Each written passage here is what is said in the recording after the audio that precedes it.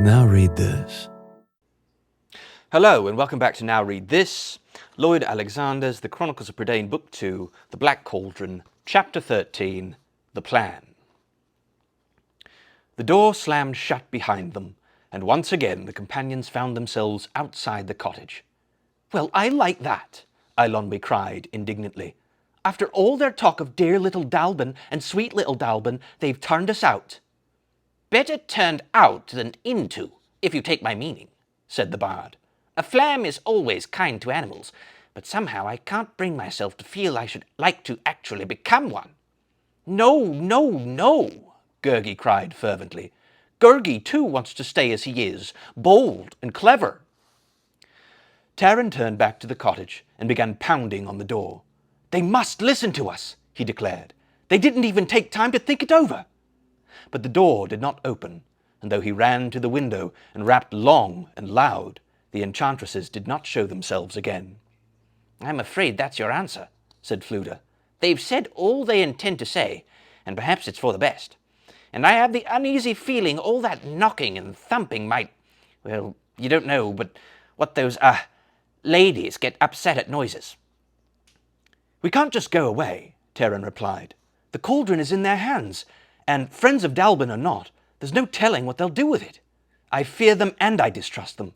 You heard the way the one called Orgok was talking. Yes, I can well imagine what she'd have done to Dalbin." He shook his head gravely. "This is what Gwydion warned against. Whoever has the cauldron can be mortal threat to Prydain if they choose to be." "At least Eladir hasn't found it," Eilonwy said. "That's something to be grateful for."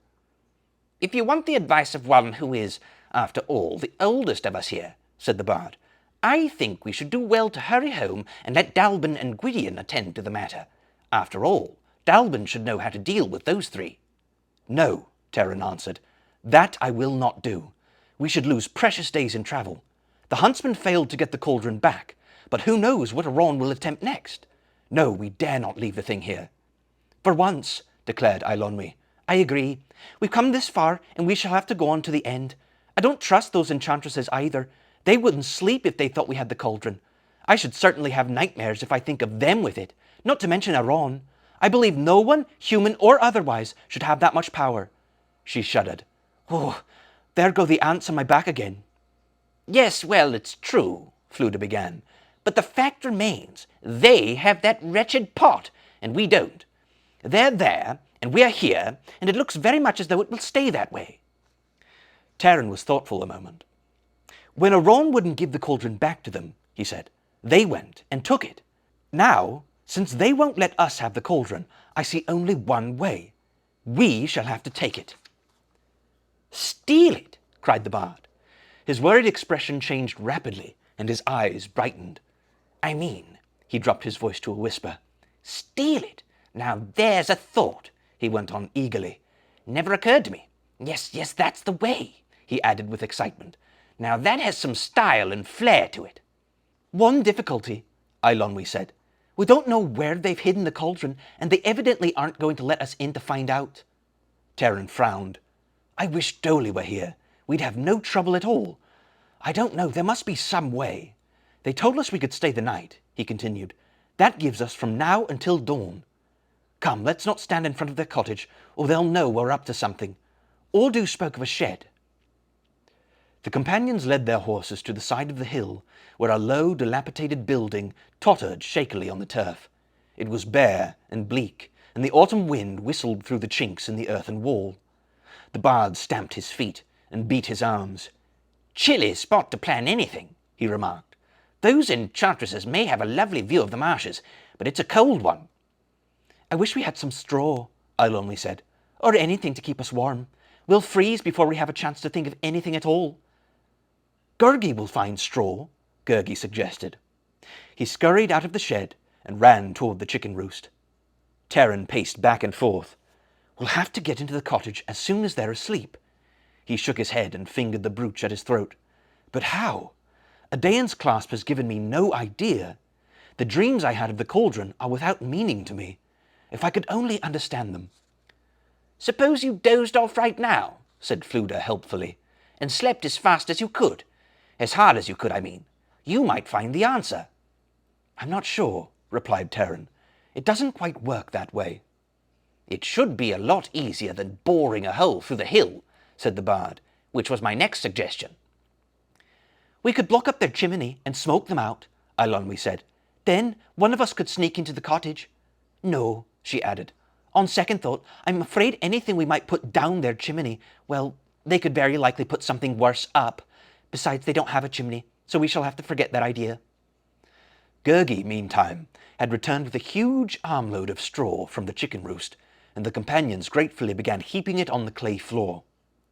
While Gurgi went off to fetch another load, Terran looked dubiously at the straggly pile. "I suppose I could try to dream," he said without much hope. "I certainly haven't a better suggestion." "We can bed you down very nicely," said Fluda, "and while you're dreaming, the rest of us will be thinking too. That way we can all be working after our own fashion. I don't mind telling you," he added, "I wish I had a Daeon's brooch. Sleep, I wouldn't need to be asked twice, for I'm weary to my bones." Terran, still unsure, made ready to settle himself in the straw when Gurgi reappeared, wide-eyed and trembling. The creature was so upset he could only gasp and gesture. Terran sprang to his feet. "What is it?" he cried. Gurgi beckoned them toward the chicken roost, and the companions hurried after him. The agitated Gurgi led them into a wattle and daub building, then slunk back, terrified. He pointed to the far corner. There, in the midst of the straw, stood a cauldron. It was squat and black and half as tall as a man. Its ugly mouth gaped wide enough to hold a human body. The rim of the cauldron was crooked and battered, its sides dented and scarred. On its lips and on the curve of its belly lay dark brown flecks and stains which Terran knew were not rust. A long, thick handle was braced by a heavy bar. 2 heavy rings, like the links of a great chain, were set in either side. Though of iron, the cauldron seemed alive, grim and brooding with ancient evil. The empty mouth caught the chill breeze, and a hushed muttering rose from the cauldron's depths, like the lost voices of the tormented dead. "It's the Black Kraken," Terran whispered in fear and awe. He well understood Gurgi's terror, for the very sight of the cauldron was enough to make him feel an icy hand clutching his heart. He turned away, hardly daring to look at it any longer. Fluda's face was pale. Eilonwy put a hand to her mouth. In the corner, Gurgi shivered pitifully. Though he himself had found it, he gave no joyous yelps of triumph. Instead, he sank deeper into the straw and tried to make himself as small as possible. "Yes, well, I suppose it is indeed," replied Fluda, swallowing hard. "On the other hand," he added hopefully, "perhaps it's not. They did say they had a number of other cauldrons and kettles lying about. I mean, we shouldn't want to make a mistake." "It is the Kraken," Terran said. "I have dreamed of it, and even if I had not, I would know it still, for I can sense the evil in it." "I too," murmured Eilonwy. "It is full of death and suffering. I understand why Gwydion wants to destroy it." She turned to Terran. "You were right in seeking it without delay," Eilonwy added with a shudder. "I'll take back all the things I said. The Kraken must be destroyed as soon as possible." "Yes," Fluda sighed. "I'm afraid this is the Kraken itself. Why couldn't it have been a nice little kettle instead of this ugly, hulking brute? However," he went on, taking a deep breath, "let's snatch it. A flam never hesitates." "No," cried Terran, putting out a hand to restrain the bard. "We dare not take it in broad daylight, and we mustn't stay here, or they'll know we've found it. We'll come back after nightfall with the horses and drag it away. For now, we'd better keep to the shed and act as if nothing has happened." The companions quickly returned to the shed. Once away from the Kraken, Gurgi regained some of his spirits. "Crafty Gurgi found it," he cried. "Oh, yes, he always finds what is lost. He has found piggies, and now he finds a great cauldron of wicked doings and brewings. Kind master will honour humble Gurgi." Nevertheless, his face wrinkled with fear. Terran gave Gurgi a comforting pat on the shoulder. "Yes, old friend," he said, "you have helped us more than once, but I never would have imagined they'd have hidden the Kraken in an empty chicken roost under a pile of dirty straw. He shook his head. I'd think they'd want to guard it better.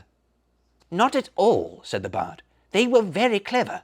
They put it in one of the first places anybody would look, knowing quite well it was so easy nobody would ever think of looking there. Perhaps, Terran said. He frowned. Or perhaps, he added, unable to stifle the dread suddenly filling him, they meant us to find it. In the shed, the companions tried to sleep, knowing the night to come would be one of hard and dangerous labour. Fluda and Gurgi dozed briefly, Eilonwy huddled in her cloak with some straw piled around her. Terran was too restless and uneasy even to close his eyes. He sat silently, in his hands a long coil of rope he had taken from what little gear remained to the companions. They had decided to sling the cauldron between the two horses and make their way from the marshes into the safe shelter of the forest, where they would destroy the cauldron. No sign of life came from the cottage. At nightfall, however, a candle suddenly glowed in the window. Terran rose quietly and moved stealthily out of the shed. Clinging to the shadows, he made his way to the low building and peered in. For a moment, he stood there amazed, unable to move. Then he turned and raced back to the others as quickly as he could. "I saw them in there," he whispered, rousing the bard and Gurgi. "They aren't the same ones at all." "What?" cried Eilonwy. "Are you sure you didn't stumble on a different cottage?" "Of course I didn't," retorted Terran. "And if you don't believe me, go and look for yourself. They aren't the same. There are 3 of them, yes, but they're different. One of them was carding wool, one of them was spinning, and the third was weaving."